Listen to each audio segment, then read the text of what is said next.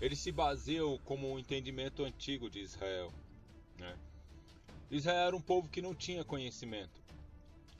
O próprio Deus deixa isso claro. É um povo que não tinha conhecimento.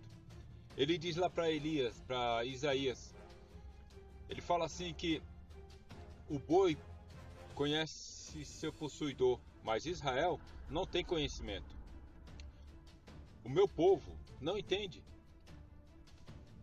Israel era um povo que não tinha conhecimento das coisas.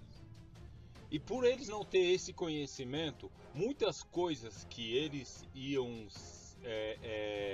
procurar entender de Deus, provinda de Deus, ele atribuía como uma figura de linguagem, né?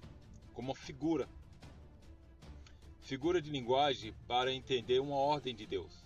Então eles agiam assim, né? É o mesmo princípio lá de Moisés, né? É o mesmo princípio de Moisés lá. Que Moisés, por muitas das vezes, Moisés se mostrou incrédulo com as coisas, né? Se mostrou incrédulo. Lógico que Deus sempre conheceu Moisés, porque Deus o criou, né? Então, ou seja, aquele povo, foi feita uma aliança sobre aquele povo, justamente disso. Uma aliança que tudo era por meio de figuras, tudo era por meio de méritos, né? E assim se foi feito. Tanto é que o que vai chamar a atenção de Moisés é o quê? É uma sarça ardente. É isso que vai chamar a atenção de Moisés, né? E para Abraão, como é que foi? Por que Deus não se materializou de alguma forma para Abraão? Ou fez algum prodígio para Abraão entender Deus? Não. Deus apenas falou com Abraão. Isso foi na sua mente, falou com Abraão. Não se apareceu para Abraão. Não teve nenhum tipo de figura de imagem. Não teve nenhum tipo de figura de linguagem. E sim apareceu para Abraão no quesito entendimento. Falou na mente de Abraão. Agora Moisés, a aliança que foi feita para aquele povo com esse legislador, que era Moisés, foi feita uma aliança de âmbito físico. Materialização das coisas. Figura de linguagem, né? E o que chamou a atenção de Moisés foi justamente a sarça ardente. Então esse legislador Moisés justamente transformava tudo aquilo que Deus falava, né, para trazer um entendimento ao povo também. Isso dá-se o princípio lá de Gênesis, né? Isso dá o princípio ali de Gênesis, Moisés escrevendo ali. Que Moisés para trazer uma figura de linguagem para entender aquela expressão de que os desígnios, como que eram os desígnios humanos, como que é o desígnio humano, Moisés trata como uma serpente. É uma figura de linguagem para mostrar o desígnio humano. Então Moisés sempre usou essas figuras de linguagem. E todo aquele povo estava baseado nisso, em figuras de linguagem. Para trazer um entendimento daquilo que Deus dava uma ordem, é justamente isso que a palavra anjo diz, né? A palavra anjo,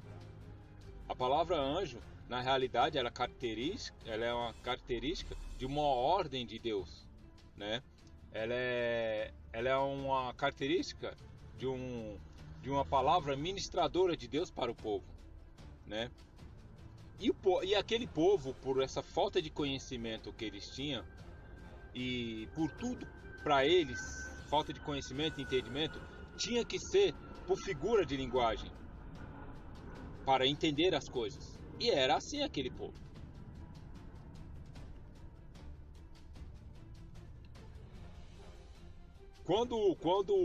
Quando Deus fala ali com Maria, né? Fala com Maria, apresenta para ela o quê? Um anjo. O anjo apresentou a Maria, né? Porque aquele povo estava acostumado que toda a ordem de Deus, tudo aquilo que Deus falava, tinha que ter prodígios, tinha que ter milagres, tinha que ter um acontecimento. Quando Deus ia falar, tinha que ter tudo isso. Para que aquele povo cresça, acreditasse naquela ordem de Deus. Então uma ordem ministradora de Deus para Maria ali foi justamente, né, para aquele povo tinha que ter uma figura. E essa figura foi apresentada como anjo, né? Então a palavra ministradora é o anjo, né? A figura de um anjo para aquele povo. Mas um anjo nunca foi um ser espiritual. É uma palavra ministradora de Deus para o povo que tinha costume de formalizar tudo como uma figura de linguagem, né? Como uma figura. E aí se dá tudo o que Deus falava. Tinha que ter prodígios, milagres, tinha que ter alguma materialização para que eles crescem. E aí está, transformando uma ordem de Deus, uma palavra ministradora de Deus, como um anjo. Era assim naquele período. Tudo era transformado por meio de figuras. Há exemplo, e esse exemplo vem bem claro ali dentro de quando João escreve Apocalipse. Olha o tanto de figura de linguagem que João descreve ali no Apocalipse. Inúmeras figuras de linguagem. Para que o povo entendesse o que João estava falando e falava por meio de figuras. Porque era o costume daquele povo. Todo um acontecimento ele transformava em figura de linguagem. Não é lá? Viu-se uma mulher vestida do sol? Como pode uma mulher vestida do sol? Né? Lá se fala de dragão também. Um ser mitológico. E aí? Era tudo uma figura de linguagem. Aquele povo estava montado sobre esse tipo de entendimento. Figuras de linguagem. Então quando Deus mandava uma palavra ministradora, eles usavam como figura de linguagem um anjo. E essa palavra ministradora era atribuída a quem? Aos profetas, né? Por isso que se falava naquele período também, né? Ao anjo da igreja, né? Então, é a palavra ministradora naquele povo, uma palavra ministradora naquele povo. Como eles transformavam tudo em figura, dá-se o anjo. Entendeu, gente? Acorda, gente. O próprio Paulo vai dizer isso. O próprio Paulo vai trazer esse entendimento, né? Paulo fala assim que tudo aquilo ali, né? Era que tinha naquela aliança, né? Por causa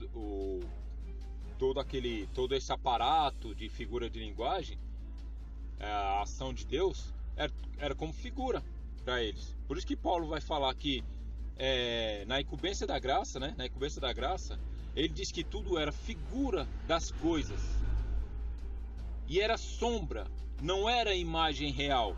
Tudo era figura das coisas.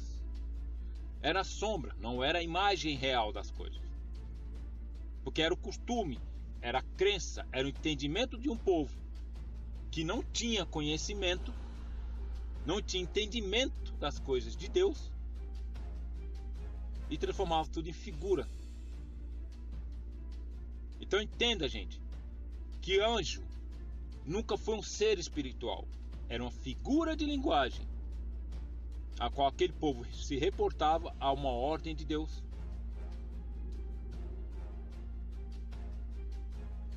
Uma palavra ministradora de Deus. Então eles transformavam em figura de linguagem para que todo o povo entendesse. E assim Moisés agiu. Tudo ele transformava também em figura de linguagem. A exemplo que eu acabei de falar, né? A serpente ali, traçando a serpente ali como uma figura de linguagem a se retratar os desígnios humanos. Tá bom, gente? Graça e paz. Acorda, despertem. Por isso que Paulo fala, não somos como Moisés. Não somos como Moisés. E que o Deus desse século, daquele século que Paulo se reportava, cegou o entendimento deles. Não somos como Moisés. Não vivemos sob figura de linguagem. Não vivemos sob figura das coisas. Vivemos a imagem real, porque somos o povo da fé. Graça e paz.